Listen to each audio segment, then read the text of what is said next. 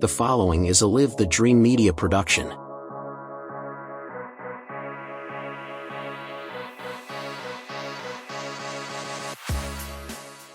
Hi, I'm Alan Murdoch. For the past 20 years, I've been buying, fixing, and selling properties right here in Southern Arizona. And I want to buy your property. Whether it's a house, apartment, commercial building, or vacant land, regardless of the condition or the situation, I want to talk to you. When you sell to me, I pay cash and it's hassle-free. No repairs, no closing costs, and no commissions. If you have a property you don't want to deal with and you want a quick solution, call, text, or visit selltalon.com. Again, that's selltalon.com. Hey guys, welcome back to another episode of Now You Know. We're going to probably do a little local Miranda blend in here too because of our guest. He's a special guest. One of my buddies, one of my good guys right here, Daniel Romero. Hi. Happy Glad to Thursday. be here. Yeah, happy Thursday. Of course, I don't know what day you're watching it, but let's go. No, yeah, it could have been Wednesday, could have been Thursday, but now. Hey, what have you been doing all morning? Since I know 7:45, so 3 hours ago I saw you, and what have you been doing the last 3.5 hours? We've got this dirt lot back out here. We're going to just grade it all out so that we can start using that as our material supply house, roof tiles, things, building materials, just so instead of having to keep all that stuff inside, taking up blueprint blueprint roofing? home surfaces. Yep. And what else you got going on over there? I know you're. Anything you want to talk about? Because I know you got some stuff brewing. But yeah, things with business are moving really fast. As much as I'd love to promote it, it's probably a distraction. The biggest push that we're going for right now, though, because we've been doing roofing for a while now. Number one problem we run into on roofing, though, at least lately, is people who have solar on their roof, right? When they have solar on the roof, they have to get it taken off for the roof work to happen and then put back on. What seems to be a pattern that is arising is all of these companies that are taking the solar off and putting it back on, usually the original installer, are charging an arm and a leg to do that. So somebody calls us out. We go out for a roof estimate. We give them the number. Of course, it's high. It hurts, right? Roofs are expensive. Let's just say it's $20,000, right? Then the next step is, well, now you got to reach out to your solar company, have them come get it out of our way so we can do our job, right? And I in the last year, this has probably happened close to 40 times where a customer calls and they say, hey, the solar company said it's going to be 10, 12 grand to get these panels out of the way. Now I can't do the roof project at all, right? So what we're working on is building out our own team that we can do that in-house, ideally being able to market to that to where we're able to give a very heavily discounted price for us to take the panels off and put them back on for us to do the roof. And I think that's going to really do some amazing stuff in this market because there's a lot of solar out there. Yeah. So moral to this story is get your roof done before you put solar on it. If your roof is definitely more than 15 years old, then you probably ought to wait. 12 years is kind of right there on the borderline because the last thing you want to have to do is have to, pull those panels back off and put them back on only a couple years later. Especially at that high of a price point, then it's like for the $30 to $40 you're saving each month. Now you add $10,000 in expense to that. It wasn't worth it. So when you mentioned 12 to remove the solar, is that 12 to remove it and put it back? Or? Correct. Yeah. Okay. Yeah. So a lot of these companies are charging per panel. So prices are ranging anywhere from $200 per panel to I've even seen recently $400 per panel. You figure the average house that has solar on it's got about 30 panels. 30 panels times 400 is 12 grand, and then. Yeah, so it's adds 50% of the already $20,000 roof cost that they were getting, and now they can't do the project. So if you're 10 years old or older on your roof and you're thinking about solar, you better call Daniel first, and then complete the process. It's a very good idea. Ideally, you want your roof to be about the same age as your solar. Even if you just replace the roof that the solar is going to go under and then leave the rest of the roof for later. That's still a lot better than, being anxious, throwing solar up there and then having to take it off in a couple of years and all of the savings that you've accumulated over those last couple of years gets wiped out. So So name your company again one more time real quick. Blueprint Home Services. We do mostly roofing, solar, painting. We're starting to get a lot more into interior work, flooring. We do just about anything. If we don't do it, then I usually know a great person here locally that will. So all about just trying to keep the work in the good people of the community and the ones that are going to provide a quality service at a fair price. You know, Daniel's been a neighbor of ours now. What? How long you been here? 3 years? 3 years. 4 Yep. years? We just renewed our lease for another 3. Beautiful. So we'll be here for another 3. Yeah. Do you remember the first time we met? Yeah. Yeah. What'd we have? Chick-fil-A or what were we eating in here that day? I think it was some chicken. Yeah. Chick-fil-A sounds right. Yeah. We And just walked in and got broke fed. bread. Yeah. It was beautiful. Yeah. We've developed a friendship over Chick-fil-A. Hey, so guys, heads up, warning. By the way, Scott, jump in here real quick. Scott Robb in the house. Looking for me? Yes, I'm looking for you. Scott, the engineer of this outstanding podcast, is now live in there. What do you got back there, Scott? Anything new this morning? I want to shout you out because in 48 hours you're going to be on a plane to. That's right. In 48 hours, I'm going to be in Ecuador doing a missions trip. I've retired as a paramedic, and I will be performing some medical care into the Andes and the Amazon rainforest. And you're going to 10 days, right? That's right. That's awesome. Yeah. Hey, by the way, we're getting ready to go down a rabbit hole, so feel free to jump in here anytime you want. Oh, yeah, please. Yeah. You got it. So Daniel and I were standing out here last Talking week. a couple days ago, yeah. Well, which we do fairly regular. And I'm like, save that for the podcast. Guys, we're going to talk about AI. And before everybody freaks out about AI, I was thinking about this when I laid down last night. You know, we've been dealing with AI forever. Right. The first time we had an electronic, there's AI. Sure. Something that every one of you have something in your home right now that's been AI that if you're 5 months to 100 years old, you've dealt with this, and it's your thermostat. Sure. Yeah, well, I think that's what makes it when you're looking at it from there's a couple of different lenses to look at AI through, right? There's a lot of really cool advancements that when you look down the road into the future, you can be like, man, that's going to make things amazing, or that would be great, or there's a good side to it. Obviously, anytime there's a good side, there's always a bad side to it too, right? So the one of the scary parts of AI is because we're going to talk about a lot of stuff today that are just kind of some random thoughts that I've been kind of just working on, shaping and molding for, I'd say, probably the last 4 years. And the scary part about it is how subtle that AI can be introduced into our lives. So it's like I have a feeling that a lot of the things we're going to say today, people are going to be like, oh gosh, no, I would never let that happen. I would never want to live in that world. I would never allow myself to be victim to something like that.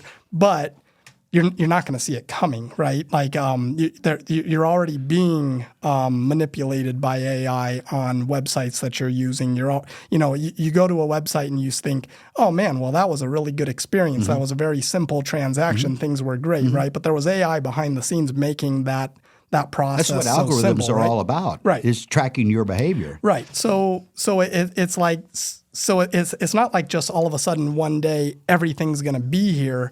And we're going to have a choice as humanity saying like, yeah, I'll partake in that or not. It's going to slowly and gradually work up to that point. Kind of like, they're going to get you hooked first, right? They get you hooked where you need it. You're dependent upon it. And then there's no turning back from there, right? And to a certain degree, that's already happened. Well, right? 2 days ago, yeah, if you were on digital, we were all affected for a couple hours and people were losing their minds. Yeah. Yeah. Well, I'll come back to it in a couple hours. It'll be back. And it was. But can you imagine if it had been a day?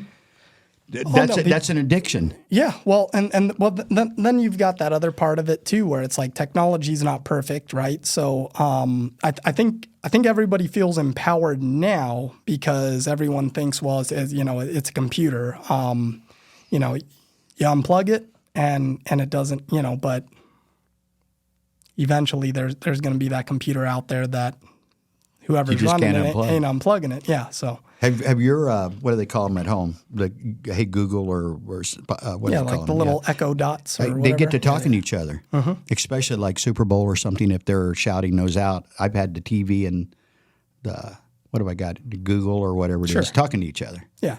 My wife's going, what's going on in there? And I'm like, the TV and the box is talking to itself. Right. Well, I mean, so with automations, right? Home automations, things like that. There's still a human being that's setting it up. There's still a human being who's setting the parameters, saying, if this happens, I want this, and this to happen as a result. I think what a lot of people have started to talk about in probably the last year or two is AI's ability to learn, right? And AI can very quickly surpass the level of intelligence of a human being, right? So it starts to get to know our patterns. It starts to get to know what we like, what we don't like, what we want to have happen, all of these types of things. And then all of a sudden it just starts making those decisions for us as opposed to needing that command to happen, right? So, it's cool. We can automate our houses, right? But what about automating your life, right? Just for example, a month ago, Elon Musk did the first brain chip in a human, right? Had you heard about that? I did. Yeah. Okay, so first one in a human. Now, right now, he's putting them in like people who, like paraplegics or and they're just kind of testing some stuff out and seeing what they can make happen. The ultimate goal, being at least for this like first phase of it, is he wants you to be able to control your phone or a computer. But with your thoughts, right? As opposed to having to touch the button, right? If I know I need to call Clint, it's Bewitched stuff. Yeah, you guys aren't old enough to remember that, but it's magic. Yeah, it just happens, right? So that poses the question that I'm sure somebody somewhere is asking it, which is so if we're working one way, right? If I can control my phone with my thoughts. That's great. And that keeps us kind of in power, right? Because we're doing the controlling. But for a fact that it's not going to be long after that happens that there's going to be a two-way command, right? So think about this, right? Like we won't even need phones, right? Like everyone's so reliant on their phone. Everyone has their phone in their hand nonstop. I think they say you look at your phone more times than you blink in a day, okay? Because it's just constant. You're checking the time, it vibrates, you get a notification, you get all of this stuff. We're constantly looking at our phones, right? Phones are going to go away. We won't need them in this progression, right? So what'll end up happening is, and this is kind of what I've scoped out on my thing, and I can see where like some of the beginning parts of this is happening, right? So Facebook went to Meta not that long ago. Right, and they've got the metaverse, which is basically a world, right? That people are like buying real estate and stuff in the metaverse. So when that is complete, and you figure Facebook is stemming from metaverse. Well, what's Facebook? Facebook's a social media platform, right? So Meta's going to have a lot of those same components. Really, it's just going to be another social media platform, but instead of these like 2D self images that you make your profile picture of, what they're more so shooting for is like avatars, right? To where I have this real similar life looking that lives in the meta world, that lives in the metaverse, and stays there, right? Now there's some really cool things about that, right? But eventually, so if you have an avatar and I have an avatar, and my brain knows that I need to ask you a question, I don't need a phone. My avatar just needs to go and link up with your avatar. Your avatar knows what answer you would give. Yeah. They figure it out here on the back scene, in the background, and then let's say this happens while I'm sleeping, right? And then I just wake up with the information. Clint says yes. right? Whatever question it was, Clint says yes. And then I just wake up and I move forward, right? So let's look at that. And that would be even kind of fun. We can break these down like good and bad, right? Highly efficient. Right. I don't need to make the phone call. I don't need to hope you answer. I don't have to wait for you to call back. I don't need you to text. My avatar and your avatar don't need sleep. Right. They figure it out, and that information just comes back to me, right? I don't know how often I'm going to see Clint anymore. I don't need to, right? Yeah. Everything I need to communicate with you is happening behind the scenes, and just so I think that's going to be something that's going to right now. Everything they're talking about is one way, right? It's our brains controlling our phones. But what happens when our phones start controlling our brains, right? Because it starts feeding this information in there, and now What's already happening. But this is a direct link. Self-indulge. Right now, it's self-indulge. Now we're going to implant that. It's Jetsons on steroids. Oh yeah, no, it's for me personally. Well, it's more intuitive. It's more intuitive than Jetson, right? Jetsons had some cool gadgetry and flying cars and stuff, but the level of sophistication here that it's going to get to, because I forget who said it, but somebody said like their biggest fear with AI is not what it is today, but it's it's the rapid speed that AI can improve on itself, right? And so it's going to very quickly get to a point where humans aren't controlling the AI is controlling the people, right? Now, good and bad to that too. Good is did you read what I sent you, or pieces of it? I don't know that I did. No? What'd you send me? About Tell me. So it's I sent you over this article, and the way the thought started was it was like 2020. I don't know why I was thinking about Hollywood and the world of entertainment, right? I think I was thinking about influence marketing, right? Because my wife at the time, she was running Kins and K. One of the big things was influencer marketing, right?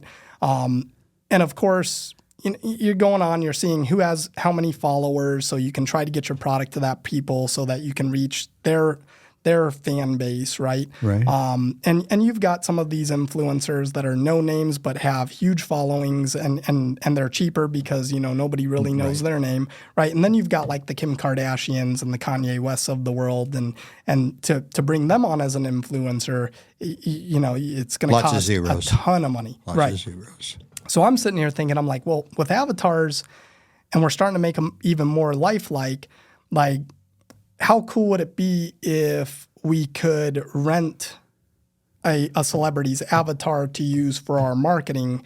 It didn't necessarily have to be the person, so we didn't have to get on their schedule. We didn't have to fly them anywhere. We didn't have to fly anywhere. We didn't have to actually have them shoot. I could just have I could have what I want my commercial to look like, and then I could say who I want in it, right? Well, then the thought, and so a little bit of help was from the fact that we've been using Tupac's voice forever, and they just keep creating new songs of his because they have his voice. So we could make an avatar that looks just like us, that sounds just like us, and now with Neuralink from Elon Musk, we'll actually get to know our behaviors, our patterns, everything we do, what our stories are, what we say, how we say it, all of these types of things, right? But and it'll know that. It'll just know it, right? And it'll just keep improving. The longer we live with this thing on our brain, the more it's going to know about us, the more it'll be able to emulate our actual personality and what our thoughts are. So what if we could... So at first the thought was like, well, show business might even be like going away, and I don't think it's going away, but it's definitely going to change. Here's what happened. What? Tyler Perry has a big studio in Atlanta. Sure. Right.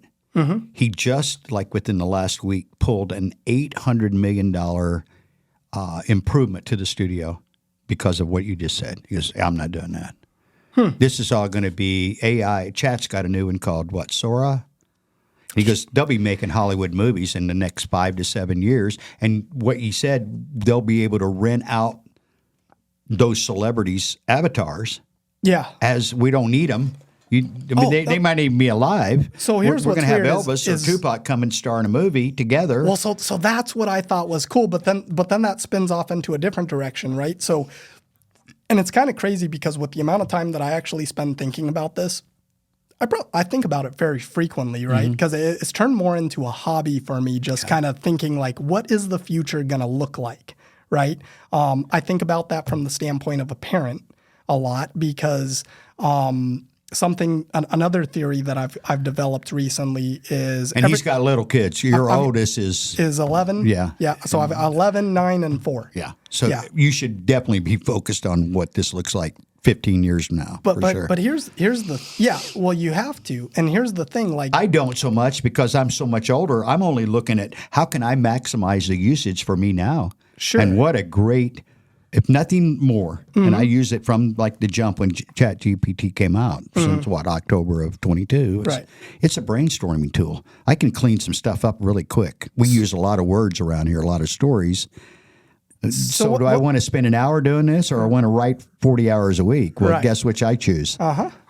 So your main job as a parent is to prepare your child to live in the world that exists. And I think this is why every generation looks down on newer generations, right? Because the generation that you grew up in was different from the generation that I grew up in, which is different from the generation that my kids grew up in. That's absolutely correct. Right? And so back in the day when we were all farmers and we all homesteaded the land, right? Everyone kind of lived more or less the same life.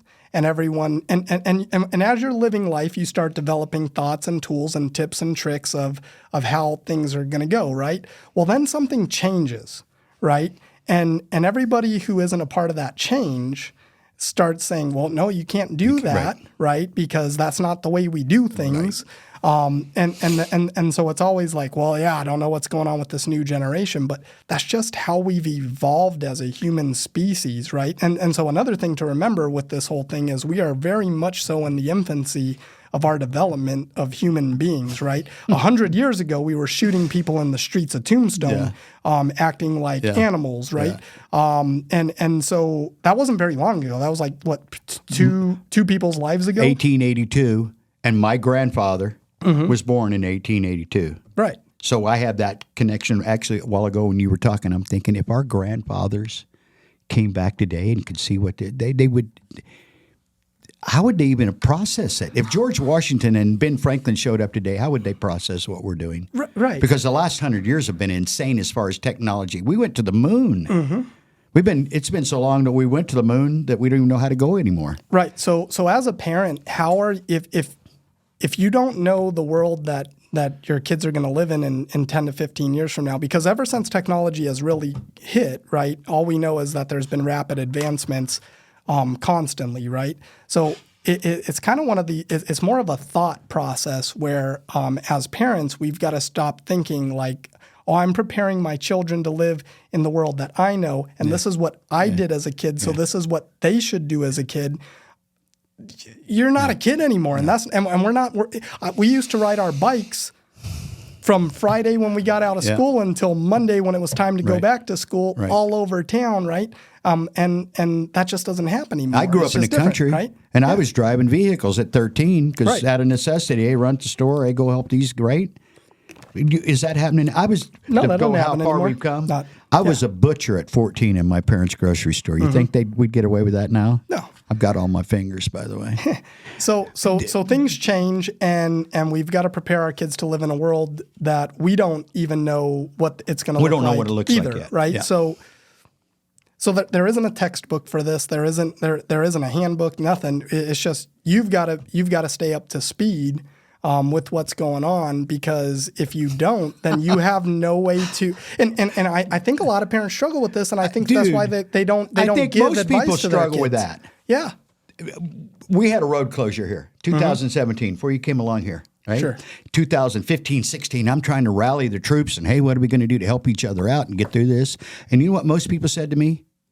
Yeah, I'm just pretending that's not going to happen. I'm just waiting for it to go away. And you know what? Out of 200 businesses right here in this area, 30 of them went out of business within a short period of time because then I'd say probably because they didn't have a plan to absorb the shock of businesses changing for a short period of time.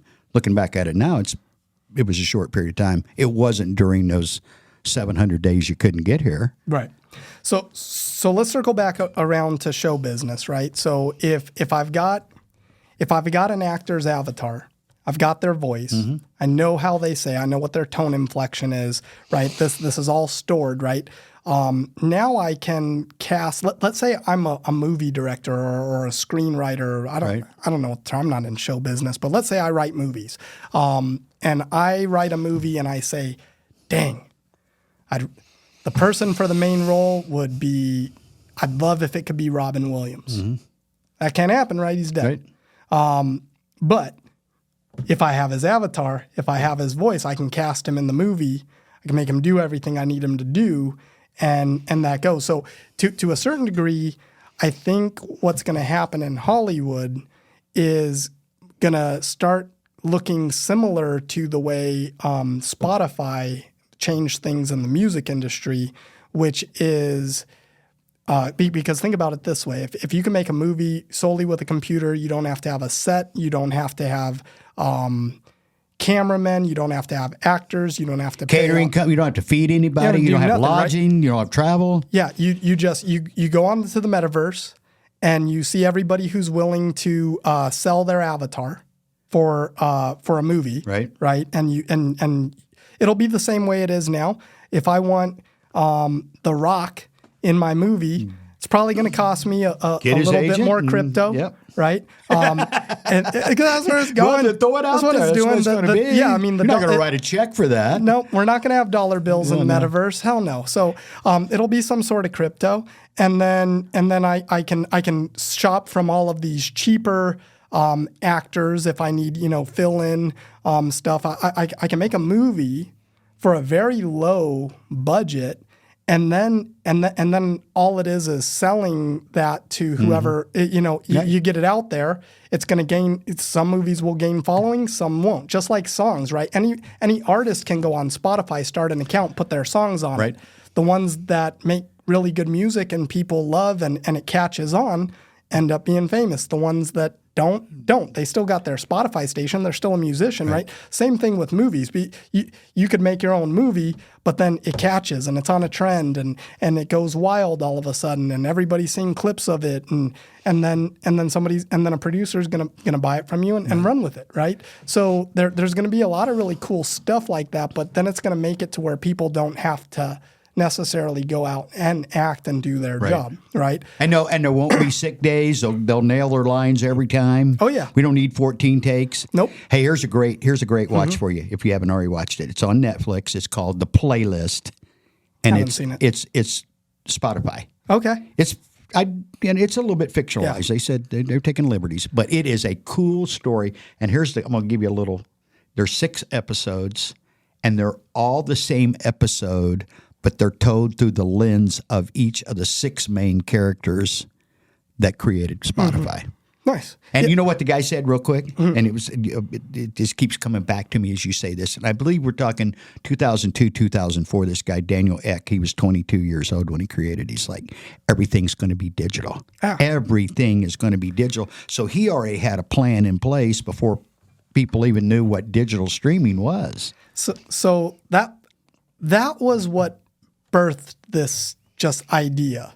Now, where it got out of control with me and my thinking is if that's possible, what else is possible, right? So forget Hollywood, forget showbiz, forget all of that. If we have a metaverse, everybody has an avatar, everybody's brain chipped. Our avatars are a direct extension of our living self that exists in the metaverse. Right, I can cast Robin Williams in my movie, who's been dead now for a while. Then what other opportunities does that present? So I don't know why I went down this path, but my second thought process to this was ancestry, right? So imagine this: My kids will know me. My kids may know me, maybe, who knows. But 3 generations from now, I won't necessarily really be remembered, right?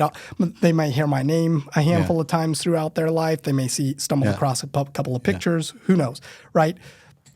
But if my avatar existed and it learned all of my behaviors and it knows all of my stories and it experienced all of my experiences with me as well, and it still exists in the metaverse, because why would my avatar die when I die, right? It's kind of like a Facebook page. When somebody passes away, their Facebook page is still there until the family takes it down. Right. If my avatar still exists in the metaverse, then my kids don't need to read about me or hear stories. They can come talk to me. Yeah, you can read to your great-great-great-great-grandchildren. Yeah. You can read bedtime stories. Of course, they won't know what they are because they will evolve since then. But Sure. I never thought about that from that standpoint. That would actually be one of the cool aspects of what we're talking about for sure. You know what? It really creeps out about 50% of the people that I talk about it to, and then the other 50% of the people really like it. Same thing could be done with pets. I think there's a big market for that too. Is like you've got a pet. Your pet can have an avatar, right? Your pet can be. I don't think we're going to brain chip pets, but heck, maybe, who knows?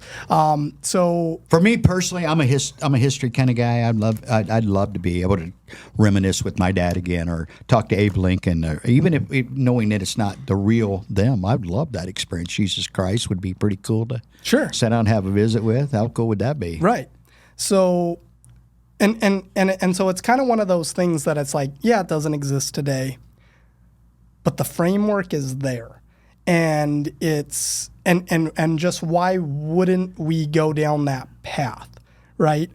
Because what seems to be consistent is we're living in a world right now where we wanna earn more and do less, right? We've got the do less part down. We're really good at the do less part. But think about this, right? So as a business owner, I can't even tell you how many times I've said, "Man, I wish I could clone myself." Right? I wish somebody could handle all these emails for me. I wish somebody could handle all these phone calls for me. I wish somebody could write these estimates. I wish somebody could do all of this. Right? I need another person. I will. Right. So I'll have my avatar and it takes care of everything that I need to. It runs my schedule. They're already talking about, let ChatGPT run your schedule and create your calendar and do all of that kind of stuff.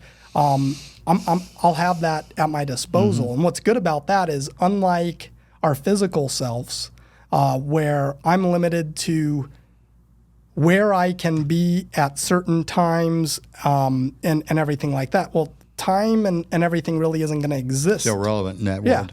Yeah. I mean, I could have my avatar talking to 5 other people's avatars at the same time, right? I don't need to be limited to just one avatar. They could be out there taking care of all of the business. It's just feeding right back into me. I now know the information and I'm moving forward. Now, sounds awesome, but eventually what ends up happening, but think about what that really means, right? Now I'm a slave to my avatar, right? Now I'm dependent upon the information that my avatar is bringing to me. But I really like it, right? It's cloned me. Yeah. It's getting all of this stuff done in record time. But now the more I rely on it, the more I rely on it, the more I rely on it, pretty soon what I'm doing is I'm just waking up, taking commands from what my avatar knows that I should be doing for maximum efficiency throughout the day. Yeah. So where does that switch happen? Pretty quick. Yeah, it happens real fast. Right? That's why we can't put down our phones, because the phones makes things so much more efficient, right?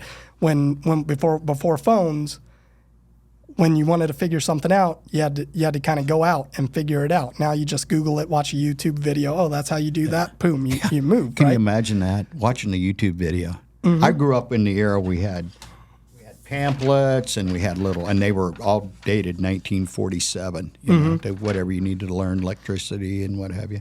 It's kind of like my kid, who's the same age roughly as you guys are. He's like, and he was little. We'd have a computer problem with our tower, and he's like, "Stand back! I've been messing with these my whole life." Well, you guys grew up with those. Right. Do you even remember a time without a computer in your home? I mean, your parents probably had one. I don't think we You're got not one that until old, I but, was I mean, you're like not 13. Okay. So I'm on this like weird, like I remember running around riding bikes, shooting BB guns in the backyard, doing all and not having any answer that I needed at my disposal. Right. I remember those times. It was an encyclopedia in the class, and again, they were 1947s when I was a kid growing up, so there wasn't any current. I'm also a slow adapter, so anytime like new technology or new social comes out, I'm usually like the last person of all my friends to get to it because I know what I know and I like what I know. So I'm only able to think about these things. Like I'm awful with them. I was 62 when I got on Facebook for the first time. Now it's stupid what I do there now, but Sure. the same with AI. Once I'm kind of like you. And by the way, as a kid growing up, we didn't have TV in the house till I was a teenager. There were too many other things to do. We had a baseball field in our backyard and rode our bikes and worked. And there's a lot of correlation between what I saw as a young person growing up in TV, and then I watched computers come in. I'm seeing this with AI. AI is all these things on major steroids, but when TV first came out, rolled around, and if you look at old TV stations, there was a lot of good stuff on there, and there was a lot of garbage on there. Sure. If you look back at some of that stuff, there was some violence. You didn't see the gore. You didn't see the explosiveness that you do now, but it was a lot. Then computers was going to change our world. I sold some of the very first computers I ever sold it at this company called Radio Shack, the Tandy Corporation. Yeah. See, things evolve. They grow. Some things go away. I remember saying, and we all believed it, paper's over. We don't need paper for anything. All computers did was generate more paper. Now we can do it quicker, faster, more efficient. Right. Right? I see AI kind of in that. TV changed the media world. Computer changed the business world, and now AI is going to change the world. Yeah. And there's good players and bad players. My dad, I can hear him now as when we were kids about TV and stuff, was like, it's not the TV, because there was a lot of rallying cries. TV is bad. Mm-hmm. It's not the TV. That's a box. It's the programmers. Who's operating this? Who's creating the product that goes in here? This is weird. This is what I've been stewing on the most lately. What's that? What keeps you awake at night, Daniel? Because the more I think about this, the more I realize I don't know what good or bad is, right? Like I get what you're saying. Yeah, I know what you're saying. Some of the worst things that I thought could have ever happened to me, had they not happened, I wouldn't have what I have now, which is phenomenal, right? And then the other part, usually the case, and then there's been other times where I've like, oh, this is the best thing that could have ever happened to me, only for it to bite me later. Yeah. So for one, I don't know the difference. And I'm a really bad judge of saying what's going to happen in the future. So who am I to say that any of this stuff is bad at the expense of prolonging human evolution? Because that's all we are. That's we're you and I are alive at this stage in human evolution. That's it. Yep. Right? Like humans are going to look completely different than we look 300, 400 years from now. 1,000 years from now, right? And if you don't believe that, go back and look at old pictures of our family. Exactly. And they're 25 years old and they look 70. Right. Or look at pictures of what the human species looked like 1,000 years ago, right? So it's just we're just in that we're in this stage, which is kind of cool because I feel like a lot of cool stuff is going on. We say it all the time right? here. What a great time to be alive! All this fun stuff advancing, and don't you think a lot of this? Both sides, the naysayers and the ones that's trumpeting, they're just trying to get attention. They're just trying to sell a newspaper or an article. I know I heard a lot of early people when chat first came out, and I won't name names, but some really smart people that I have a great deal of respect for, talking to other people and saying, Chat GPT, and there's a new one called Claude that's fantastic. It's smarter than you right now. Right. It's already smarter than you are. So why would you ignore something that you already know is smarter than you? Now, your responsibility, my responsibility, you certainly as a parent, is how do we harness that power? How do we make it work for good for us? How do we make it shorten our day or make us more efficient? Right. Right? Now, there are plenty of people that are going to go on there, as any good thing is, and they're going to try to rock the boat, and they're going to try to take advantage of it, and they're going to try to manipulate people. We don't like change. People hate change. We don't like so let's cross this bridge. and maybe we'll see this in our lifetime, but because I honestly think that my kids would probably be okay with getting brain chip. Like when we start talking about Neuralink, everybody's, oh, heck no, I'd never let them put that in my head and blah, blah, blah. I'm pretty sure most kids under the age of 10 today, maybe even a little bit older, like it's just going to be the thing that ends up happening, right? And the more people do it, the more normal it's going to become. So, but let's say I have that, and all of the information that I need to get in my brain just gets downloaded into my brain. What we don't need to go to school. We don't know school. Yeah. So what does education look like, right? Because if I want to know what happened in this book, I just download the book. It's in my brain now. Honestly, I know what that happened. stuff bothers me. Sure. For me personally, and I'm old, so I won't have to face that. But I think you're right. I think a lot of people would just get in line to do this. Absolutely. I think our previous Why wouldn't they? From 2020 to right now, I think we saw it. Most people just will get in a line without really. I need to be convinced. Sure. And I can see, certainly in the case of issues, physical issues, or things that put in there to help paraplegics move, or that sounds to me like cool. Sure. But to help me think and learn and grow, I'm not that's just me.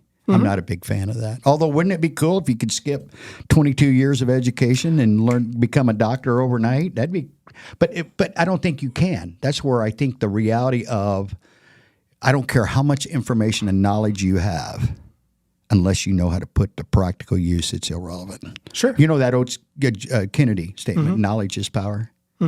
Applied knowledge is power. Knowledge by itself is actually just dormant. Well, I think that's the fear with AI. I think if AI is coming up with the plan, what ends up happening is humans just become the workers we're robots. For the computers. Yeah, we become the robots, right? Instead of the computers being the robots. Here's why. They don't. A computer or a robot does not have a heart, a soul, those things that create empathy and stuff. That's what separates humans from a robot, because you can emulate pretty much a robot now, almost down to the skin tone and stuff, and the feel to make them look basically human, right? Yeah. But that doesn't make them human. No. But they could do the work of a human. They could. Sure.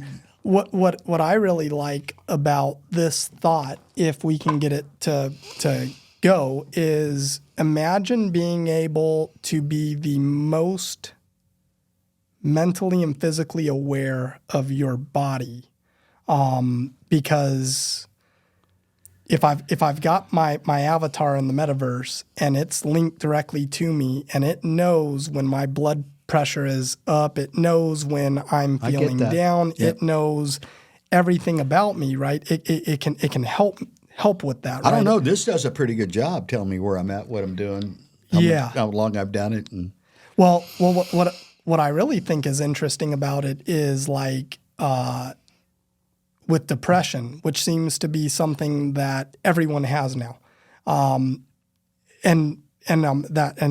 yeah, I don't understand it, and I don't really go down that road. Yeah, but imagine, but I know it's real, and I know there's a lot of people who struggle with it, and I know it is a SOB to figure out and get on the right level and get your everything leveled and all of that kind of stuff. So, wouldn't it be cool if our avatar, who was a direct extension of ourselves, knew when we were starting to get into those slumps of depression, right? Could alert emergency services if needed, could, kind of take care of those things.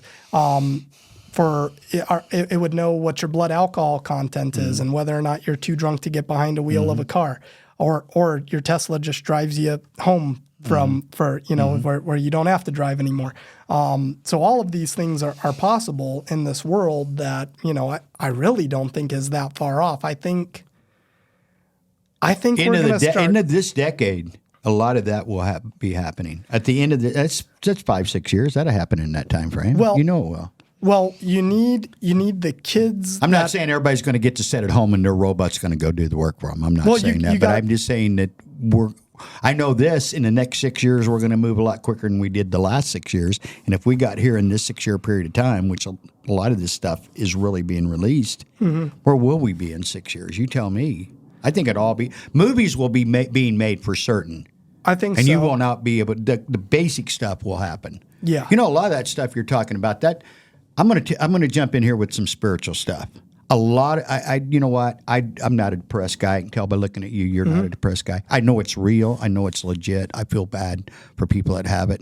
But a lot of this, I'm going to go spiritual now on you. A lot of it is your faith. Sure. I really believe that. And the deeper your faith, that doesn't mean you don't have bad days, or some days are better than others. But that really, and part of what you're talking about is the part that I would push back on some of this. For me, not for anybody else. Part of the fun and charm and excitement of life is to fail, not know it all. You know, we joke. My sister and I've got I got a couple of younger sisters and a younger brother. But my one sister, she's a doctor, so she's all up anal and stuff, right? And myself, and I'm kind of that way. And we always say, if we were only king for a day, or queen for a day, and my mom goes, oh, well, but the trains would run on time. But part of and she's like, yeah, but that's all there is. The trains are running on time. There's no room for error or human, right? And that's part of the fun and charm of life, is sometimes you learn more, as you mentioned a while ago, from a failure or a loss or some skint knees than you did from just cakewalking in. So a lot of this, I get it. And quite frankly, I'm going to go really deep. A lot of people, you probably need some kind of artificial intelligence, because you're lacking a whole bunch. Yeah, and you're showing right now, by the way. Does that, you know where I'm kind of coming from on that? I do, but I think what I guess what I'm saying, I want to still be in control of the artificial intelligence for me. Everyone does, and I think that's everyone's biggest concern. I don't see it being possible. The further we go into it, and I don't think anything's going to be put the brakes on. So, for me, as a person who lives in this world. With small children again. As opposed to saying, nope, I don't want it, and I'm never going to allow it. That's mighty cocky of me. It's just going to happen, and I need to be ready for it. Like I say, it's already there. Yeah. If you've got a new vehicle, there's AI all over your new vehicle. Sure. When it warns you you're drifting out of your lane, or you've let go of the wheel, or you're too close, or the red comes on and shakes you that you're getting ready to hit somebody, that's AI. Right. So our bodies will have the same exact thing, right? It'll know when we're close to danger. It'll know when we're feeling excited, when we're feeling down, when we're doing all of this. We'll actually be able to tap into like the innermost, the most aware of ourselves as humanly possible, right? Which is cool. That is cool. Now, the downside to it is cool. you lose all of your control, right? So how do we... That's the hard part, is there, like, what makes, I believe, humans different from any other race is just, or not race, species, is the fact that we feel emotion. We have thoughts, right? So instead of, where was I going with that? So that's what makes us dial different. that AI as back. humans. Let's stay on track here. Yeah, exactly. Well, that's the problem. Can you help us out there, Scott? That's the problem. Throw that wave in there, bud. I get too like scatterbrained with this stuff because I try to think in all these different areas. What do we call that? There's got to be a word for that, because I think digital. I think there is. What is it? Digital brain. Because you do. How many times a day do you go, what was I doing? Oh, all the time. And mine's not old age. It's just I was doing something 30 seconds ago, and something on the internet or something. So where I was going with that was, I think humans strive, even though we know it's not possible, we always strive for perfection, right? That's why we idolize the famous people, the models, the actors, and we live in this very superficial social media world where we only select the pictures that we want to share with everyone as being the perfect pictures. We want to get rid of all of the bad ones, right? Like, so even though we know it's not attainable, we're still striving for it, right? So the only way to achieve it would be to make us all basically robots, right?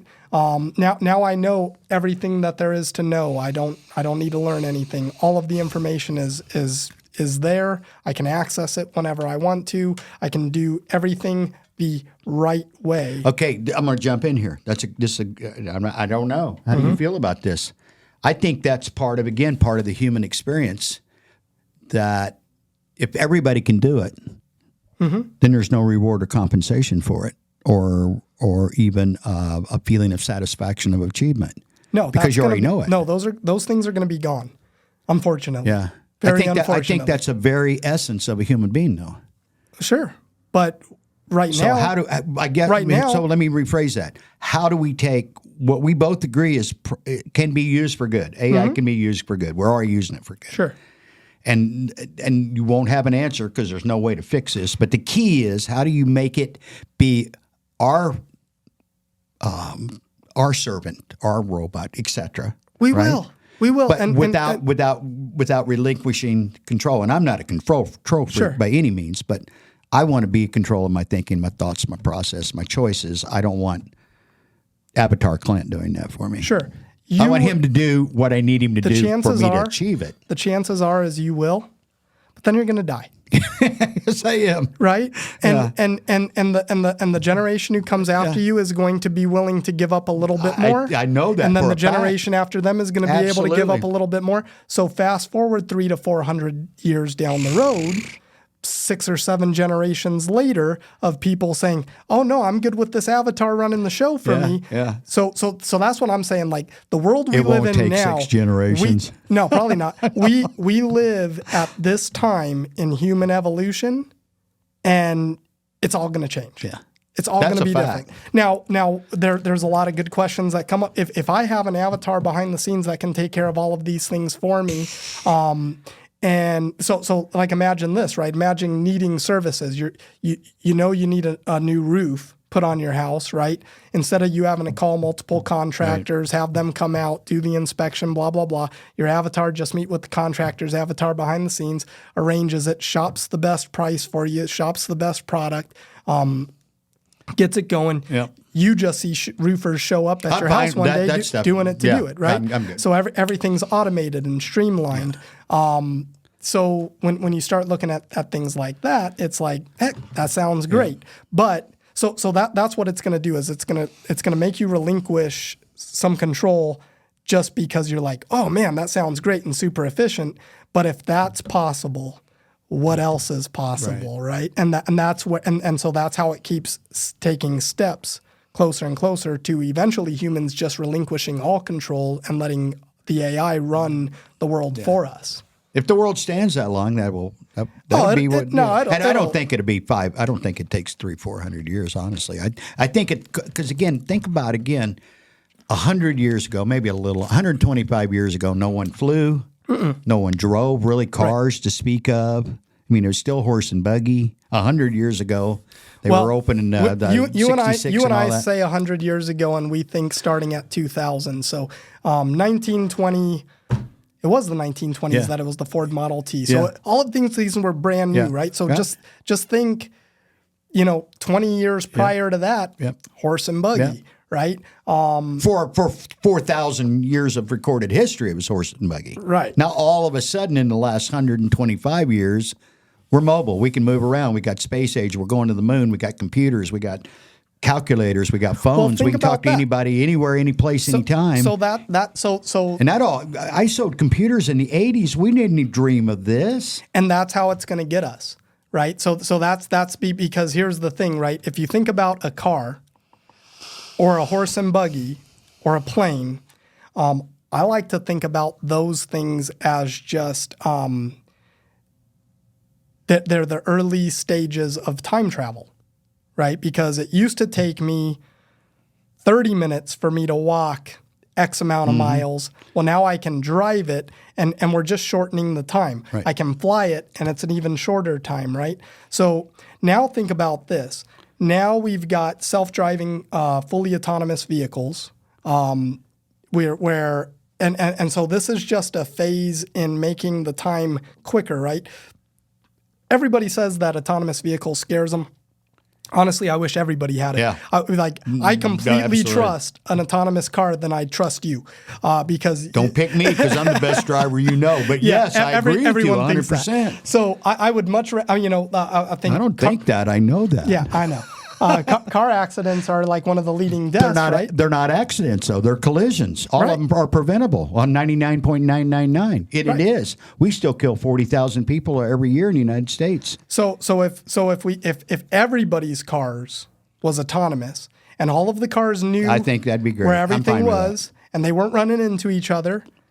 Well, now, if everything's gridded out and everything's got a plan and it knows how to avoid the other cars out there on the street and we're accident free, so to say, or mostly accident free, then let's turn up the speed, right? Now, instead of going only 45 miles per hour, 90, 100. Because 45 miles per hour is what somebody has determined is the safe speed limit for a human to drive. Well, if the car is driving itself and all of the other cars on the road are driving themselves and they can all avoid each other, then yeah, heck, let's turn that mile per hour up. Let's get to where we're getting faster, right? And so, do you do you think people 200 years from now are going to be content with the rate of travel that we travel at today? No, they'd be like, oh my gosh, can you believe it? Those guys used to go 75 miles per hour. They were like crawling, right? They were basically turtles. It took them half a day to get to Phoenix. Yeah, it took them 2 full hours. What idiots, right? They didn't figure it. So as things become more pushed in that direction, just all of these other things are going to speed up naturally. I think of the story in the Bible, Moses and the children of the Israelites escaped from bondage. They wandered in the desert for 40 years, and I always like, wow, how far were they going? You know how far they were going? No. 12 miles. Yeah. Took them 40 years to not get there. Yeah, I mean, we should have got there in about a day and a half, shouldn't we? Right. Yeah. I think my wife and I went to Vegas a couple weekends ago. And How long did it take you? We walked around all the Okay. strip, right? But I think in just a couple of hours, or at least in one day, we walked like 9 miles. Yeah. Legs were tired at the end of the day, but I mean, you guys are still kids. Yeah. Okay, we're coming up on an hour. I think this is going to be a two-parter, Scott. It might have to be. Where you at, Mr. Rob? There he is. Hey, I got a question for you guys. Talk to us. So, we're talking about all of these changes, and I think there's two primary drivers in my mind when I see things change and evolve. And it's, can somebody make money off of it? That's usually a driver. And does it improve your quality of life? Because ultimately, I think we've seen a lot of these changes happen very quickly that maybe on the surface have improved some quality of life, but you've also got a mental health crisis that is quadrupled. So I think that's an illusion. And as more things happen, what do you think people will do that will even consider as a quality of life event if everything can do something for you? So I guess my question to your question would be, how far out are we talking? Because I think 100, 200 years from now, I think human beings are going to be motivated by so much more than just money. And it's one of the questions that I have with all of this is what does happen to money, right? Because we're already talking about crypto, and we're already to a certain degree, I almost feel like we're going to be going back to kind of like a hybrid trade and barter system, as opposed to having money that's out there and at disposal. So it's like, because AI is going to wipe out a ton of jobs, right? The only thing that I feel kind of safe with is I think it's going to be a while before a robot's up on somebody's roof swinging a hammer. I'm sure somebody will figure it out someday. Or maybe we just don't have roofs in the future that really even need to be worked on because they're perfect, right? So I think quality of life is going. I actually think AI to a big degree is going to make quality of life for humans so much better. I also think that it's going to start categorizing us into almost different species of humans that gravitate to everyone who's a human right now. Everyone just kind of thinks like we're all the same. I don't believe that. I think each human is different. I think that we're kind of more like dogs have different breeds. I think there's different breeds of human. And some are more wired to handle stress better. Some are more wired to not handle it as good. So so trying to kind of classify each person and getting them to where they're going to thrive and be the happiest, because the more you think about it, the more you're really just saying, I'm just on this earth. I don't know what the heck I'm doing here. I just showed up one day, right? And I've got roughly about 80 years.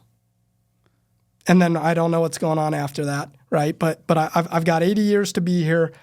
I would love to see a world a couple hundred years from now where people don't spend the first 60 years of their 80, if they're lucky, working, in school and working, right? And then they're so old by the time they're done, stop working, they want to start traveling the country and explore and do things that they don't feel healthy enough to do it, right? You miss out on a lot of time. So I really hope, I guess this is my hope, I really hope that the vision for the future is more focused on quality of life, everyone being here, just doing what makes them happy, as opposed to doing what's going to make them money, what's going to make it. And now I don't know how that happens. I haven't figured that out yet, but that's what I hope it moves more towards. Hey, Scott, I want to jump back to something you just said about mental health.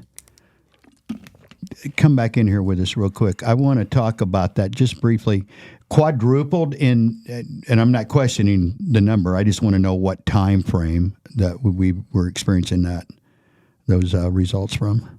Oh yeah, I don't want to get fact checked too hard on it. No, just but I mean, like it's ballpark a general it. feeling. So I'll give you an example.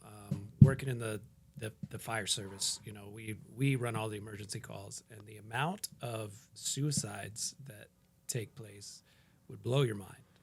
Because I used to think when I would come in as a paramedic, if something happened, somebody died and it was self-inflicted, like you would hear that on the news. And that's not only is that not the case, but it's happening all the time. And it's gotten more and more and more over the years. And then I think you have all the complications of the lockdown, and what I personally have been searching for is try and define what is quality of life. Because if you're going to start wrapping yourself into AI to help you be more efficient, like Daniel said, you could be a slave to it. And then is that better? And there's a tough balance because you don't know. But for me personally, quality of life is innovating and creating and working hard. And a lot of those things AI is kind of looking to replace. I mean, when you talk about creative endeavors like Hollywood, well, you have all these creative people that want to make beautiful music, or they want to make beautiful videos, tell stories, and now they don't have to. So there could be some resistance to that, because we still need humans to want to connect with other humans. And if that's going to be replaced, I'm just curious as to your guys' thoughts, like what's it going to be replaced with in terms of what would you do for fun, right? Like if you could have AI handle all your business stuff, what would you spend your time on? I'd be curious. That's a great question. I love that question, by the way. And go Daniel. I think most people say I don't know, right? Because you can't even picture that life, right? I think for me, I want to spend the most amount of time that I possibly can with my family, doing the things that we want to do that bring us joy, right? But I mean, heck, sometimes even on a weekend, for the 2 days that I do really try to take off, sometimes even on a weekend, we just sit around on Saturday. Oh, what do you want to do? I don't know. What do you want to do? Well, and think about that for just a second. And it just triggered when you said that. Okay, you want to be able to do things with your family, which I think that should be an answer that most people would give, whether they really mean it or not. But okay, so does that mean going somewhere or doing something, or going to Disneyland, for example, or going to an event or going places? Is that kind of what you mean? From some of the standpoint, I mean, hanging out at home is great. Get a pizza and watch a movie. My point is this. Here's my question. Well, if you're going somewhere, then someone has to be there to receive you and entertain you or take you through the process of whatever it is you're doing.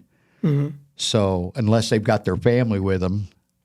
You see where I'm coming with this? I do, So- but actually there is a part of that. This was one of the things that I wrote down too. Is travel is going to be very, very different in the future as well.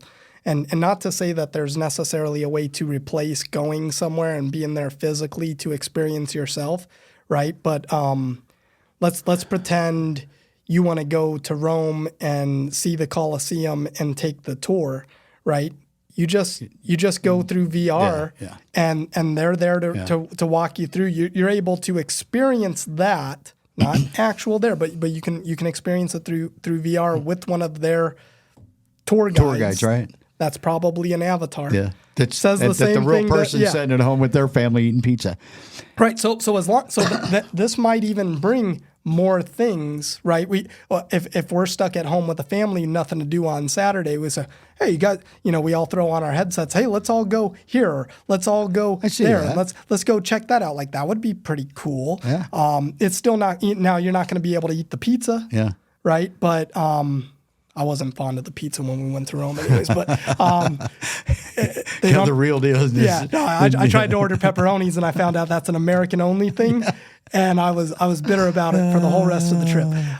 But yeah, like there's going to be some parts you're not going to be able to take advantage of, but you're going to be able to do a lot more as well. And if the kids don't have to go to school in this future world, it really is like, what are you really doing?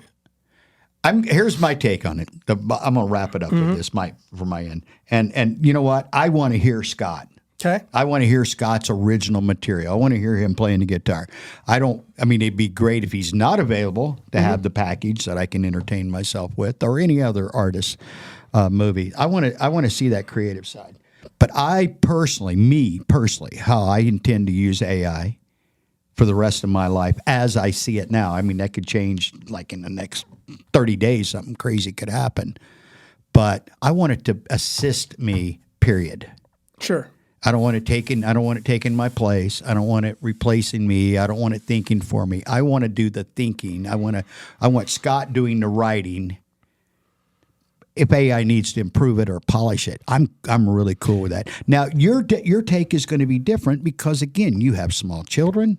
You're half the age I am. You're going to deal with this a lot longer. You need to be proactive in your thought process. You know what I think the answer is? I think the answer is we will figure it out. I think that's exactly right. Because so think about this, right? Like think about baseball. Okay, you got my attention. Hasn't always existed. Yep. Someone invented it. Yep. Right. Actually, let's talk about basketball. Dr. James Naismith, right? Yep. Invented the game of basketball, right? Right.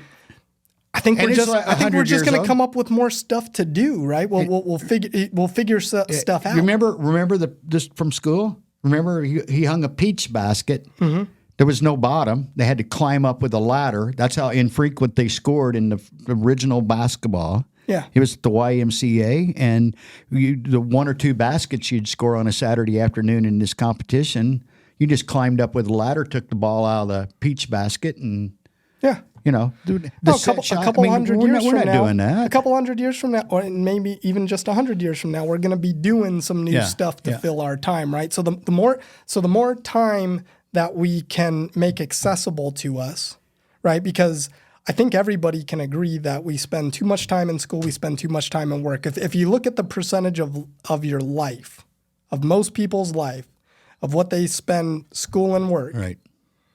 and then you've got this really small period of time over here that is when you're supposed to be enjoying life. But then so many people's health is declining by the time that point gets around, that they're really not even enjoying it at that point, right? So what I'm thinking is how do I free up the years that I'm in my prime where I feel good? I want to be out. I want to be doing stuff. How do I free up that time instead of working 80 hours a week and right after I get out of school, where I was going to school all the time, right? How do I actually enjoy those years? And I think AI could make that very possible. Yeah. Which is again a positive to it. Not to say there aren't a million negatives. Daniel, it goes back to everything else in life. It's all about creating the right balance for you. Right. Well, Because what I do might be a little different than yours. We're both Sure. ambitious and we go, but we're at different stages in our life. I tell David that all the time. He's raising 2 little ones. He's got a baby and a almost baby at home. She's just almost 3. Well, I don't do that, right? I've got 2 dogs. right. Tammy and I go home to basically an empty house. We're in different phases, and yet we're accomplishing the same thing. We're just accomplishing it in a different manner because he has different needs than I have. Sure. And this is all about balance with AI. I dig it. I'm telling you, I dig AI, what I see. The stuff that, again, thermostat. I don't want to have to get up and turn my thermostat on and off every time I need to be warm or cool. I need that capacity. I need my car taking care of me and tell me if I'm drifting. I want AI or chat or Claude to help me write a letter. I want that. Yeah. I want to, and they can do it so much quicker. I have a buddy that writes a lot, and he's Well, that's like, good because it's not going away. well, Clint, you're going to all get the same thing. And I'm like, well, no, not really. If you and I put the same prompt in, we're absolutely probably going to get the same thing. But I'm working on my prompt. Matter of fact, it's using AI for me as I am a way better writer now because I think about what I'm trying to accomplish, more detail up front. A lot of times you've got an idea and you're like, well, how did I get there? And we'll go this. Well, I don't. I know now if I'll take a little more time in the outset of my inquiry, I'm going to get a much better result at the end of the day. Sure. By doing it, by spending a little extra time up front. Because remember the old statement, garbage in, garbage out? Actually, goes back to the Bible. You will reap what you sow. Okay. And the computer business made it garbage in, garbage out. It's the same here. If you put good stuff in, you're probably going to you can expect good stuff back. If you put garbage in, you know what you're going to get back? Yeah, it's laws of life, right? Garbage. Yeah. I mean, so I like to think about it from this standpoint, right? Imagine a world where we're not filling up the first half of our lives with school and work, right? We've got the information that we need. It's just there, weirdly enough, right? What do you think? Like, I eat I eat awfully, right? Fast food every day, out of convenience, right? We live in a convenience world, right? Where everyone's so busy, everyone's so consumed with work, everyone is running 100 miles per hour, and then it's like usually around 1 or 2 o'clock each day, I'm like, oh, dang, I forgot to eat again. I'm hungry. That's right. That's what this feeling is, right? And then I just gravitate to whatever the closest, easiest, cheapest option is. Guilty? Yeah, of course. I think everybody is guilty, right? I don't know about everybody. Most people. Most people. Yeah. But imagine if I just had more time.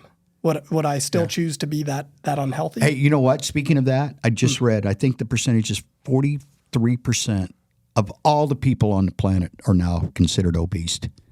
Sure. Yeah.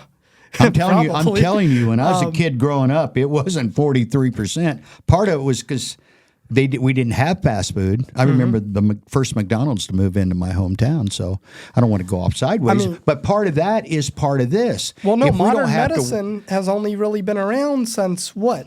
The 40s, 50s? Yeah, 40s, 50s, all the shots. I've got all the pock marks and all the vaccines. So a lot of people are running around saying right now that the first 200-year-old human has already been born. Yeah. Right.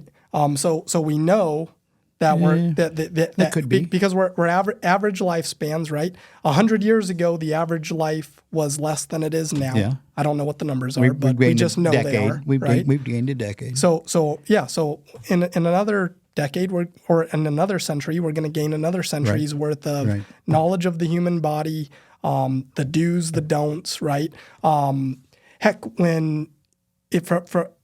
I heard my parents and everybody else's parents talk about the 70s at the 80s. Oh yeah, everybody smoked, right? We didn't know it was bad. So I'm wondering, what are we consuming today that we don't know is bad? We're gonna figure out 20 years from now, right? Probably a ton. Read your ingredients on the stuff you buy at the store. Oh yeah. No, because I forget what my wife was reading yesterday, and she's read it, and I'm like, I don't know what that is, but that doesn't sound good. Yeah, we're just at this stage in human evolution. We're figuring stuff out. We don't know most of it. There's actually a ton that we don't know, and it's all trial by fire. And 30 years from now, we'll look back and we'll be like, oh, damn, all those Ritz crackers let is me what tell you killed something. us all. I don't know. I haven't figured it out, but I'm telling you, as you get older, you sort of think you might have figured it out a little bit, and then you die. So Right. you kind of get a handle on what's going on and how to live life, and then it's over. Then the whole world changes anyways. Of course, I'm going to throw this in. I'm a person of faith. I believe in eternity. And a lot of what we talk about here, and I didn't get into that, a lot of what we talk about here, I'm going, ooh. Because some of this stuff is, to me, it's biblical. I'd start thinking about some stuff, and I'm like, yeah, let's be careful with some of that. When you talk about the money and stuff, that's where it gets dicey for me. I'm like, yeah, I want there to be money. Sure. I want there to be exchange of money. Bartering's okay. That's just another form of money, but I don't want this. And when you talk about But chips, if you don't need money, what do you need it for? exactly. But when you talk about chips, that's another concern because you know where I'm going. I don't want to throw the big heavy word out there, but mark of the beast is a reality that's going to happen at some point. I don't know when.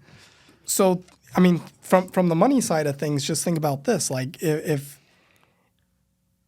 we're the only species on Earth that needs it, right? Every other species that's here has figured it out. Tell you what, I want to be a dog because humans take My care dogs. Yeah, my you want to dogs be my are dogs. spoiled, right? Or my mom's dog. That's what you want to be, riding around a little cart.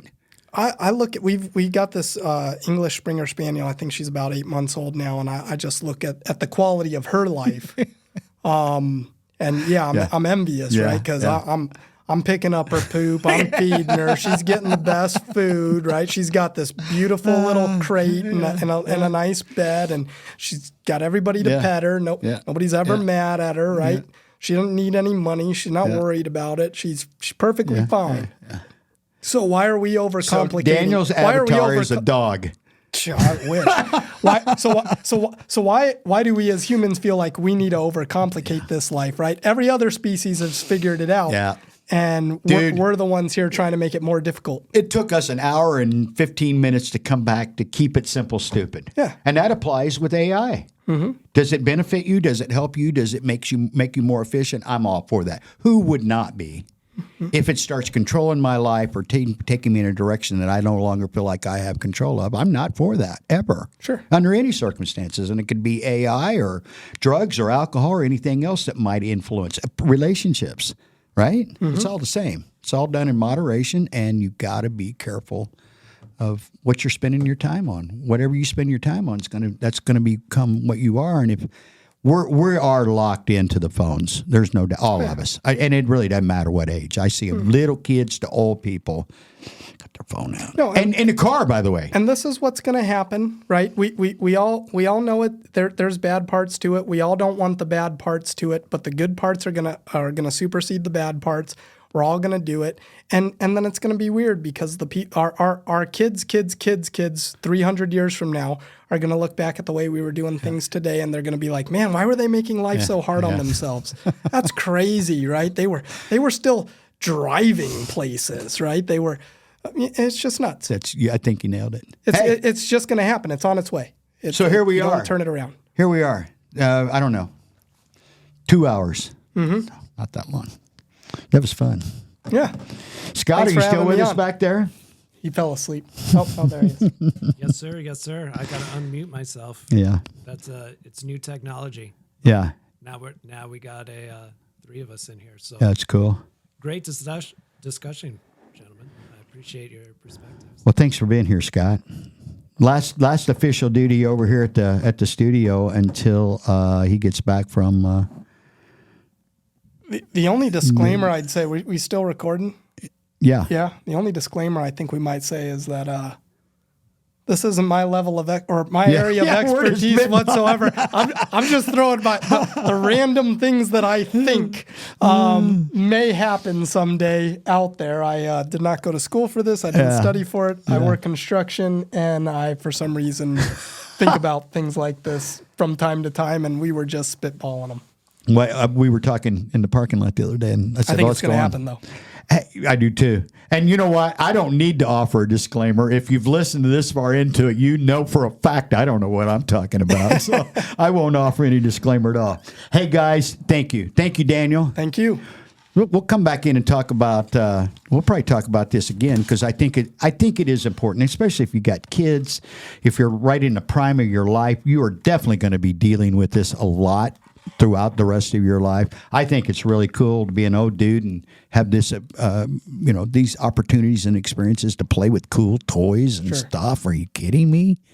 Hey, thanks for watching, guys. This is Clint with Now You Know. Local Marana. I think we did enough in there to do the local Marana tag. Sure. And you guys know how to reach out to us if you'd like to. Live the Dream Media, ltdmedia.net, 520-373-2059. Reach out to us through local Marana. This is Marana. We're sponsored by Copper Creek Cookies and Fresh Catering, Top, Blueprint Roofing. Thanks, guys, for listening. We appreciate it. Thank you, Scott.